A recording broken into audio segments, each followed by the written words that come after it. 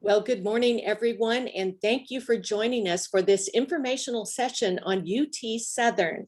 I'm Lisa Stearns with Dr. Tim Cross, and we are pleased to have Linda Martin, Vice President for Academic Affairs and Student Success, with us today to share the latest information on this new campus in the UT system. But before we get started, we have just a few reminders. Please keep your audio muted so everyone can hear the conversation. Linda invites you to ask questions today, so please use the chat function on Zoom. You can publicly post your question in chat, or you can send it privately to me in chat as well. This session is being recorded, and a link will be sent later today for those who were not able to join us this morning. So Tim, if you will, set the stage for today's session. Great, thanks for kicking us off, Lisa. And I'll set the stage, but I'll be brief because I really look forward to hearing from Dr. Martin. First of all, let me share with this group, Dr. Linda Martin, who's our Vice President for Academic Affairs, is one of us. And I say that from the standpoint that her background is in animal science. She was a professor of animal science, went on to be an academic program leader at Ohio State University before joining the University of Tennessee. So I share that with you just so that you know she knows us and she understands what we do. She understands our statewide presence.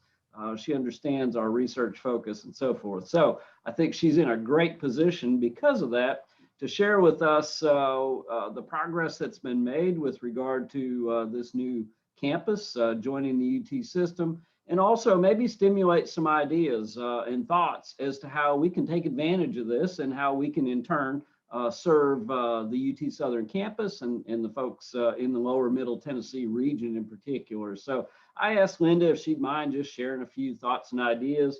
This is not a done deal yet. It's really not official, if you will, until July 1. So we're getting advance word on this to some extent, but I thought you would like to hear a little bit about what the status of this new acquisition is, and maybe again stimulate some ideas on how we can develop some win-win partnerships with UT Southern in the future. So hopefully I haven't set the expectations too different from what you had in mind, Linda, but I do encourage everyone to share thoughts or ideas or questions in the chat box as we go. And with that, I'll just turn it over to Dr. Martin. Thank her for the many ways she supports the Institute of Agriculture. And thanks for joining us this morning, Linda.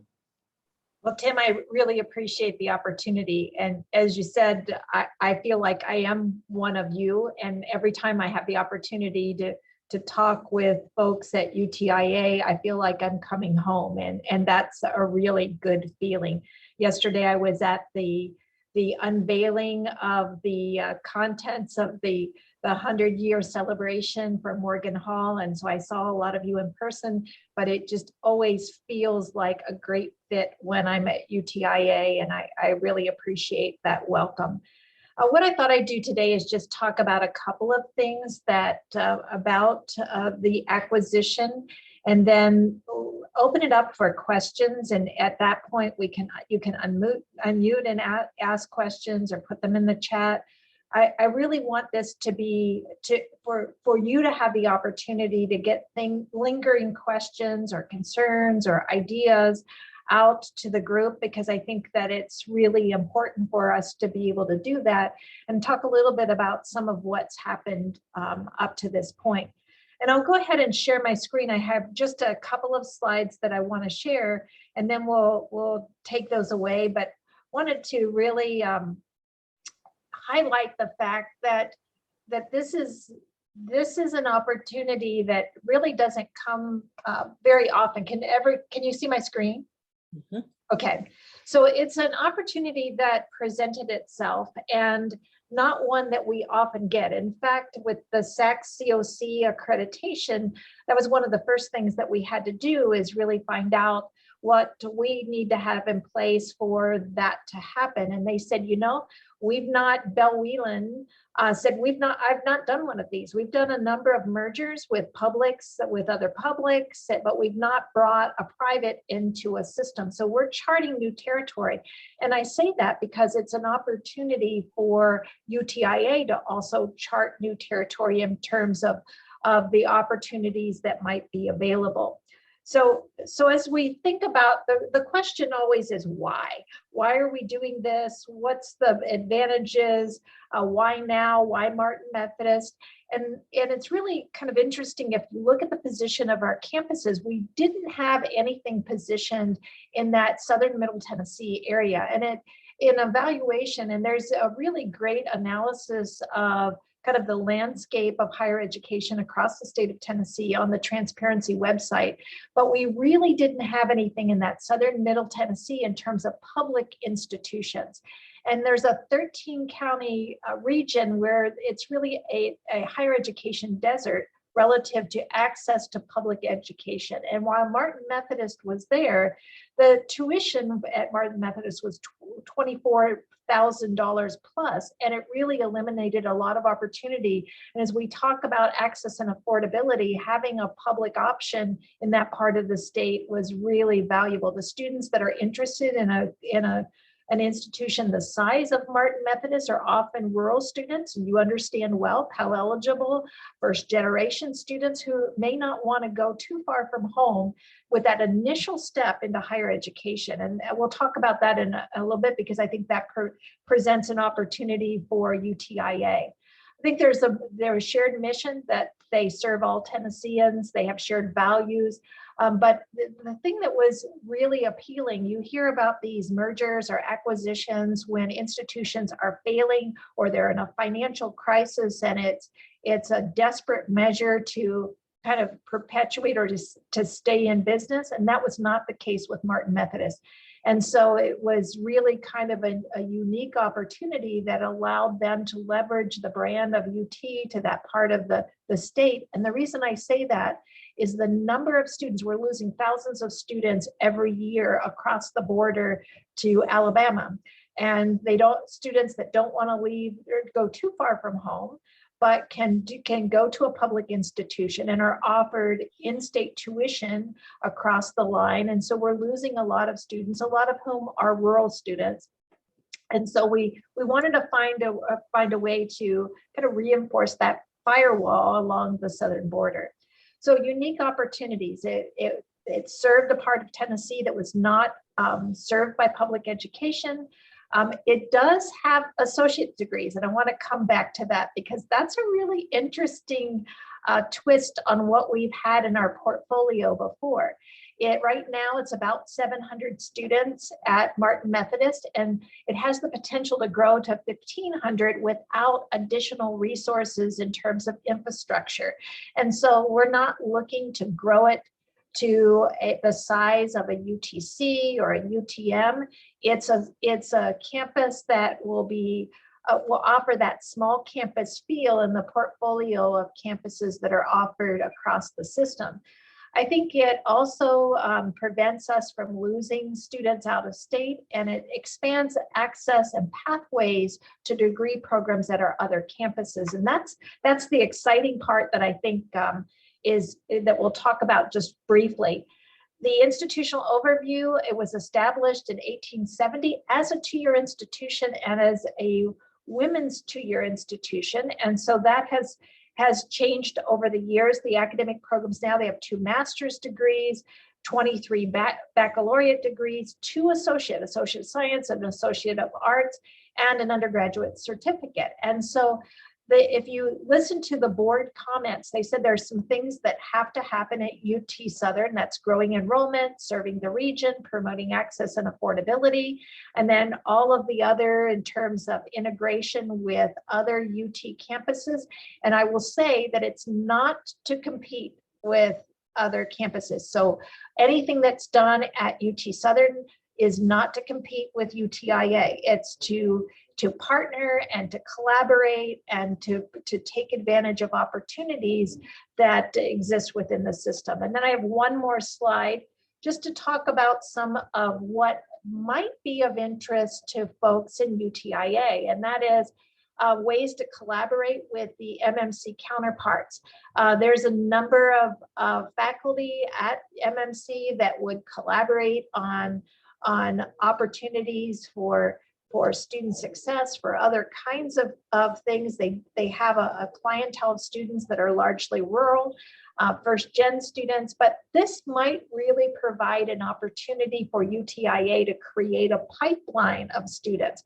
And I'm going to just reflect for a moment, and I always hate when people do this and talk about other places that they've been. I'm not going to mention names, but I was at an institution where they had a 2-year degree program in ag that served as a pipeline for students at the R1 campus. And so some of the students that would start there didn't really want to go as they were dipping their toes into higher education, they really didn't want to start out at a very large institution.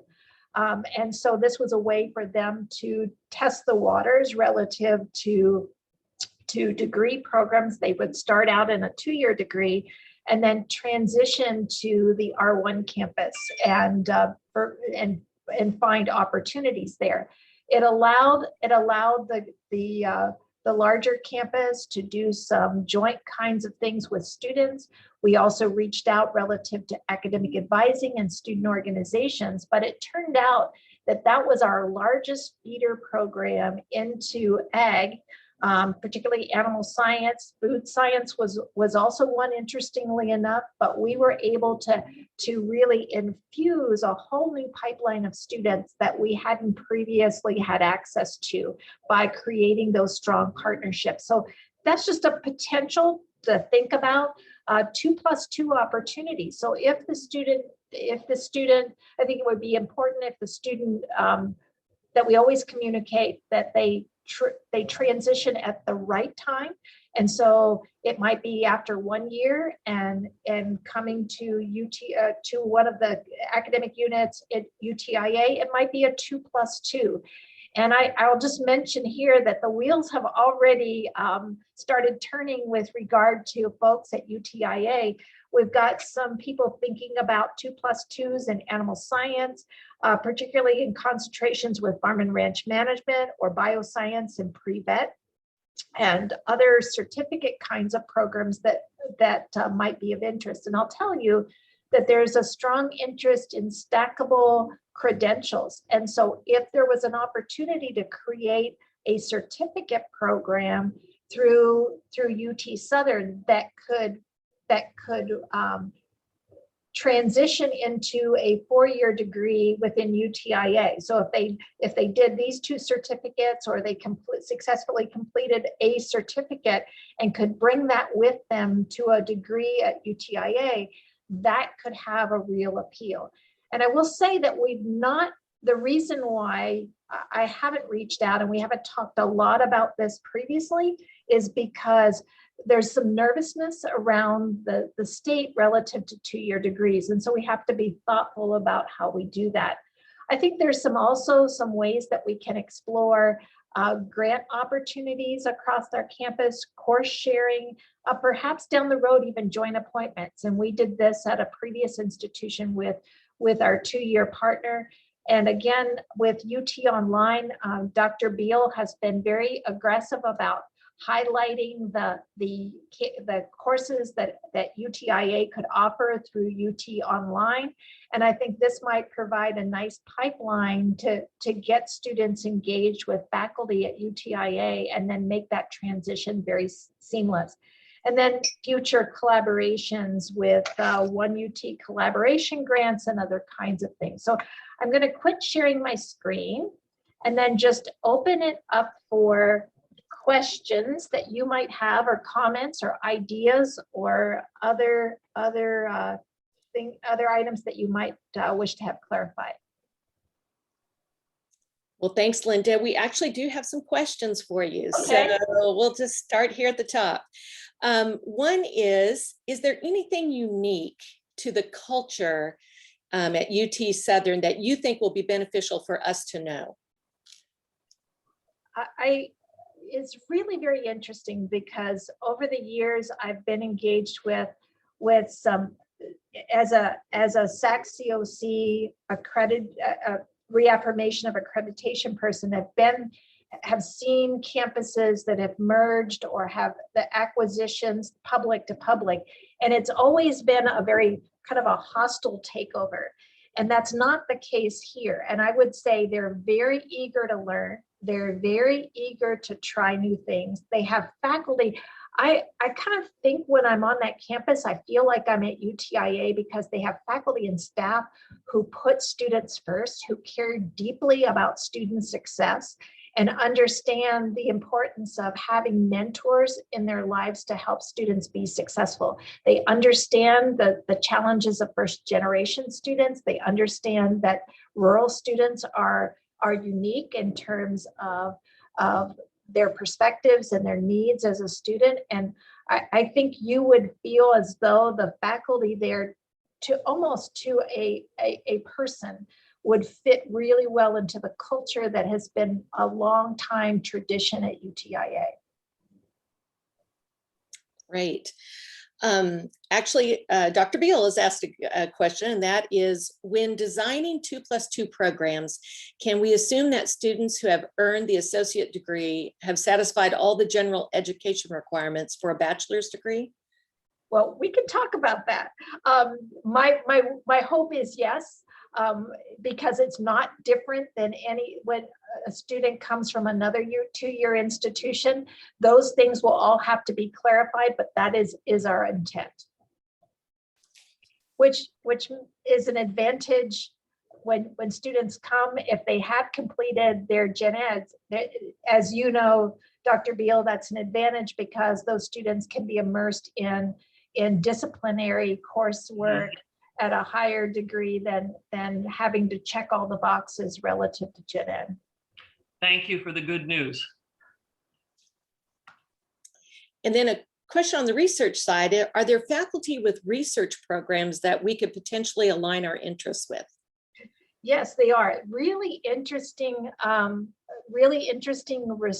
research kinds of opportunities. One of the things that we'll do is put together kind of an overview of research interest, and a lot of faculty there have a strong interest and have done a good job with the limited resources that they have. I think partnering, there's a lot of really good thinkers and researchers there that would be advantaged by partnering with folks across the system, but we will put together kind of an interest and kind of a background on each of the faculty members, but there's opportunity. So here's a question about healthcare. Quality healthcare and health across the state is a huge challenge. Are there any healthcare or health opportunities UT Southern will offer to help address that? So are we talking about educational programs, or? I am assuming this may include educational programs and maybe, yes, that and other ways in which we could partner and help in that regard. So if this is Hung Wei in the One Health kinds of questions, but I think there's research opportunities. I think also they've got a strong nursing program, really in the pediatric area, and talking about partnerships with other campuses. But I think there's opportunity too, and I didn't mention I should have mentioned in the slide before, is they have a lot of opportunities to place students in internship kinds of experiences, particularly around animal agriculture in that part of the state. And they're very eager to partner with UTIA in placing students in internships there. And I know I kind of took a little bit of a path away from that question. One of the things that we will do is really come back and say and have a chance to have a discussion around healthcare and what that means, and how we can deliver through probably extension in terms of healthy communities and so forth, and how we can deliver healthcare kinds of opportunities for folks in that 13-tier county.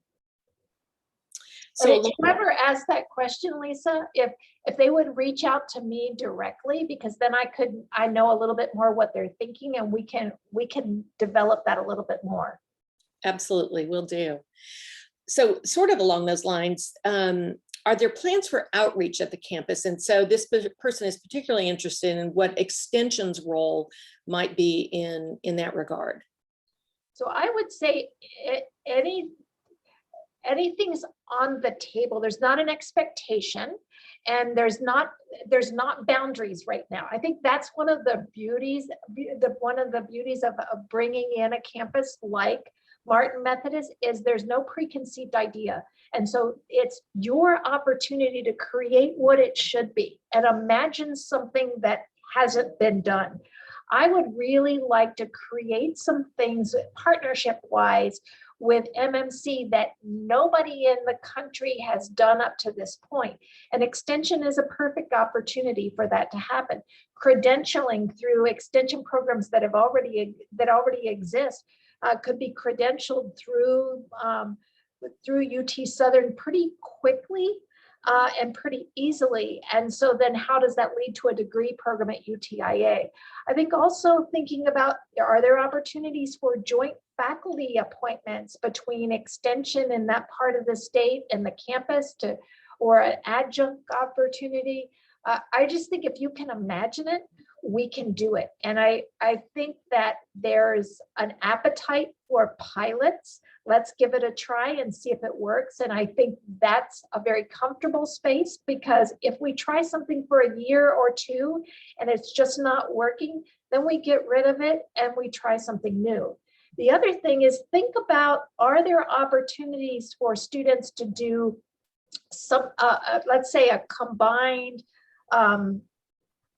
bachelor's, master's, that between the two campuses that couldn't happen otherwise, or a 2+2 that can only be completed if they go to Martin Methodist the first 2 years and the second 2 years to a degree program in UTIA. So I would say, think big. Anytime that you've thought about why couldn't we do something like this, now's the time to have the opportunity. I know folks in ALEC have thought about a 2+2 too, and how are we creative about creating those synergies? But if you say this is crazy and I don't think it's been done, or I'm not sure if we can do it, that's when I say game on. And I think those are really good opportunities for folks.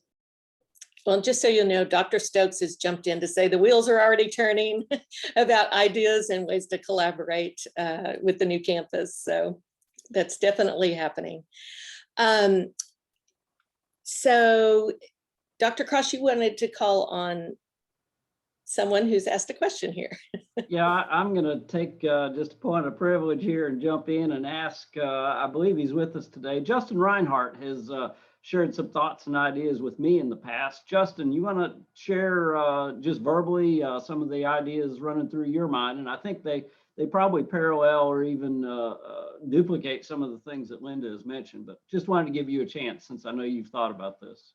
Sure, yes. And Dr. Martin and I have communicated some about these ideas, and Dr. Schrick and I have worked on fleshing out what something like a 2+2 would look like in animal science, and getting close to getting something really solid on paper to be able to flesh out from there. And just a kind of an aside to say that I love the approach of what Dr. Martin was mentioning about, if it sounds crazy, this might be the place to try it, because that's where some really new and innovative things get done. So that, coupled with the opportunities for internship and hands-on real life learning in the Southern Middle Tennessee area, I think it's just tremendous. So yeah, we've looked at, there's so many different ideas that run through your mind whenever a set of opportunities like this come together, that it's hard to focus in on one, but that's really where we've been focusing so far, is something that would be like a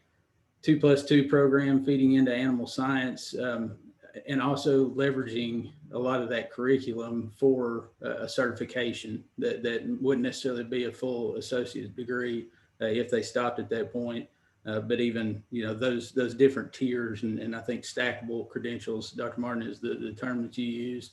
And I like that idea, of a ranch management, farm and ranch management certification, expand that out, or, you can look at it going both ways, but a associate degree in farm and ranch management, with a kind of heavy in ag business, ag economics, and then expand that out to the 2+2 component of finishing a degree program within UTI. So really excited about it and appreciate the opportunity to put some ideas in and to discuss them.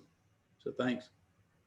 And I think one of the nice things about having everything in the family is students are really advised to move when it's in their best interest. So if a student starts in an associate's program and really is ready to make that transition to UTIA before the 2 years is completed, we have a mechanism for that reverse transfer, but we also let students move when it's best for them and not because it's some prescribed amount of years that they're completing one place and then moving to the other. And I think and we also have the opportunity to work collaboratively on curriculum in a way that we wouldn't with other 2 years.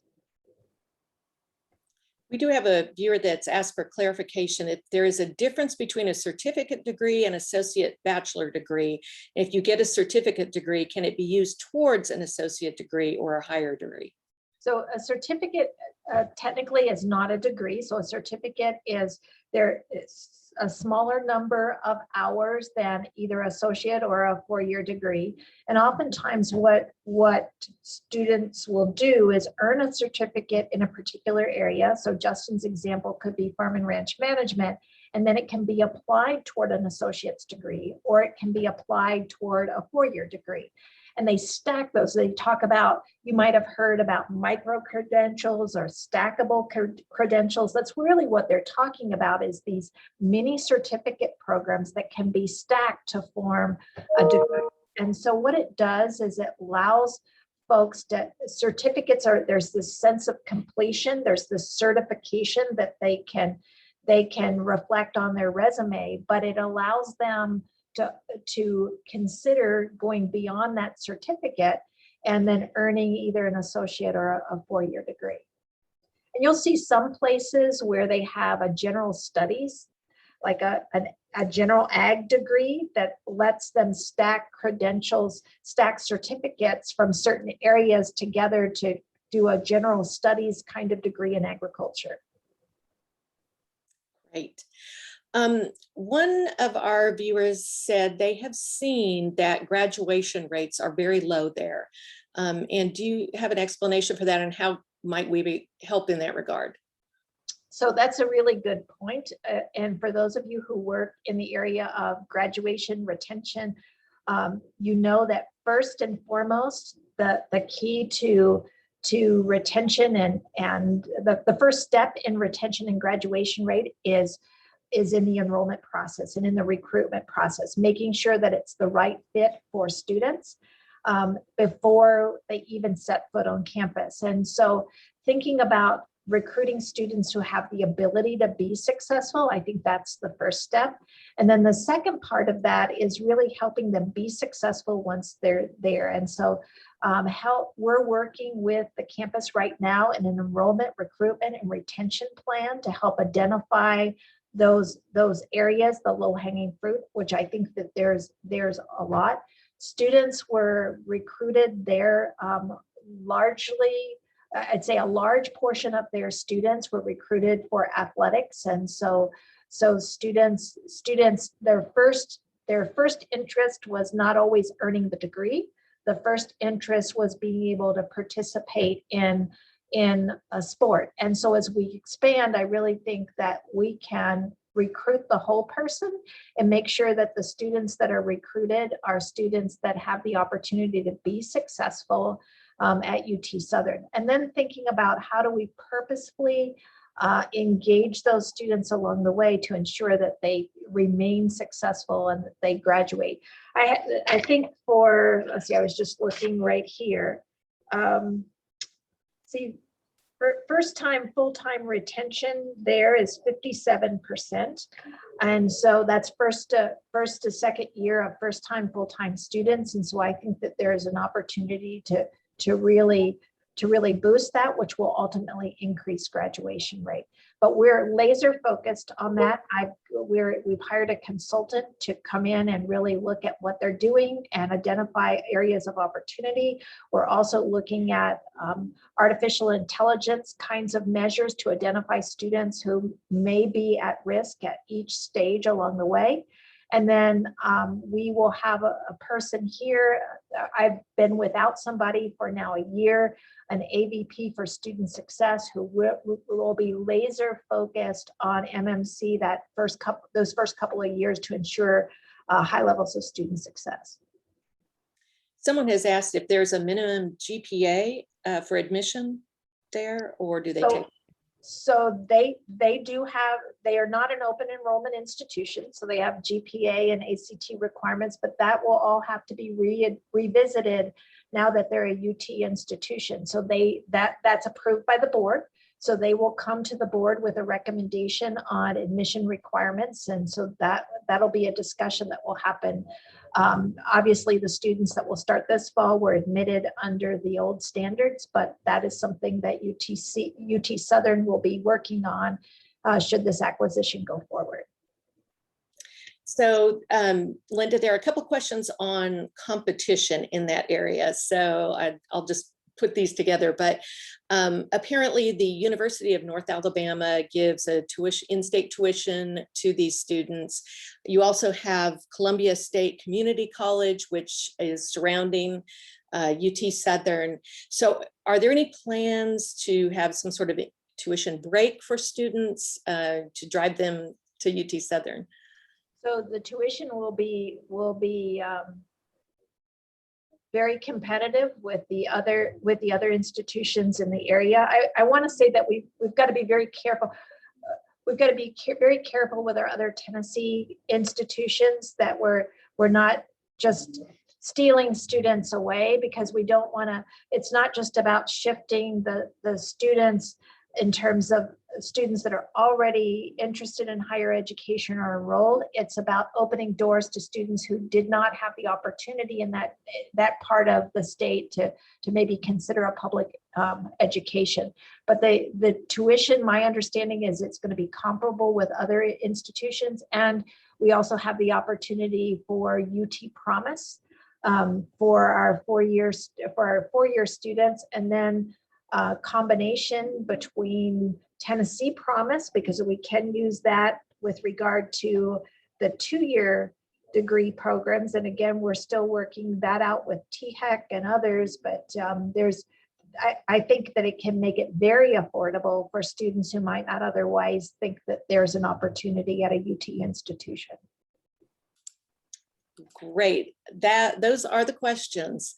Wow, they were tough questions.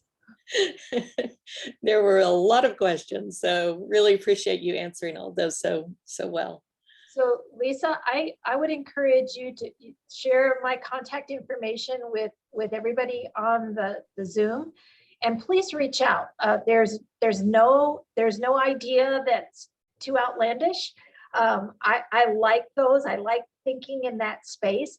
And even if you don't have an idea about how to get there, if you have an idea about something that would be really interesting to try, we can figure out the how.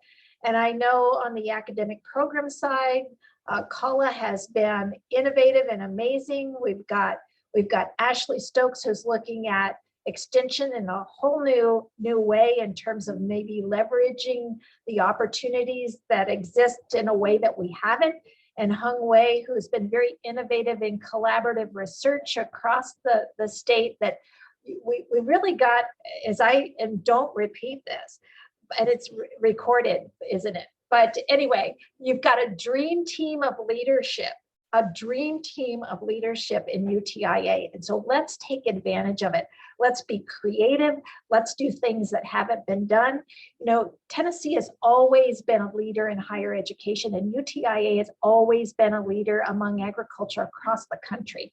So let's let's really open that door wide and do some things that others only dream about doing in other states. And it would be a great story to tell. Absolutely. Thanks so much, Tim. Do you have some final remarks? Yeah, I'll see if I can wrap us up and a couple of other tidbits here along the way. Nobody asked, and I thought they would, well, how are we funding this? And isn't this taking away funds from the other campuses? And I know maybe you saw in the news that it was funded. Funding was approved by the state legislature, but it was additional funding on top of what the UT system was already receiving. So wanted to reassure everyone, this isn't funding that took away from the rest of the UT system, but rather it's supplemental and adding to what we've already got. Secondly, I want to let you know that all of us within the UT system are really identifying ways we can help and support this new campus. And one of the ways that UTIA has identified that we can help and support is providing some expertise with our Office of Advancement there at Martin Methodist. So I see Mr. Evan Beach, almost said Dr. Evan Beach. He's good enough to be a doctor, in my opinion, Doctor of Advancement. But Evan Beach is going to be really lending some leadership to the staff there at UT Southern in the area of advancement. In typical University of Tennessee fashion, we have said that will be fine. He can do all of his UTIA responsibilities, and he can also serve UT Southern. So if you have ideas that might, somehow relate to philanthropy on top of academics and research and extension, you can include Evan in those discussions. And we're really pleased that he's got an opportunity to share some of his experience with the team there at UT Southern. And likewise, then having grown up in Pulaski and Giles County, Evan knows the country, he knows the people, he'll be in a great position to really help. So wanted to mention that. And then finally, let me just say, I share Linda's thoughts 100% about let's propose some things, try some things, pilot some things. If they don't work, there's nothing that says we can't stop doing them.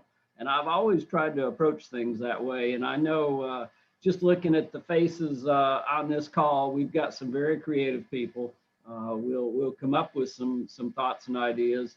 Maybe some will fly, maybe some won't, but if we don't try, we know what the outcome will be. So I would encourage you to be creative. And then finally, throughout my career, I have been very unsuccessful in telling anyone what to do. But I've always had great success in saying, share ideas, share thoughts, share some directions you think might be possible. And that has always been the way we have really advanced. I think the Institute of Agriculture is from the leadership of our faculty, our agents, our staff, the members of the UTIA family. So both Linda and I want to make sure you understand we're sincere in saying, share some ideas, tell us what you think might work. I would encourage you to keep your supervisor informed. We don't need to have any great surprises here, but reach out and let us know what thoughts you might have.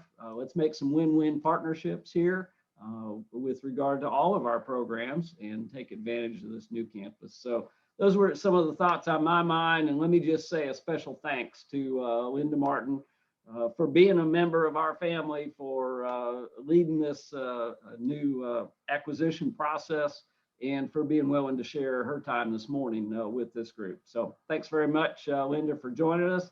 And Lisa, I'll let you conclude our session here. Well, we really appreciate it, Linda. It was a great session. And thanks to everybody for joining us today. We will be sending out a link to the recorded session so that others can take a look when they have a chance. So thanks. Have a wonderful day.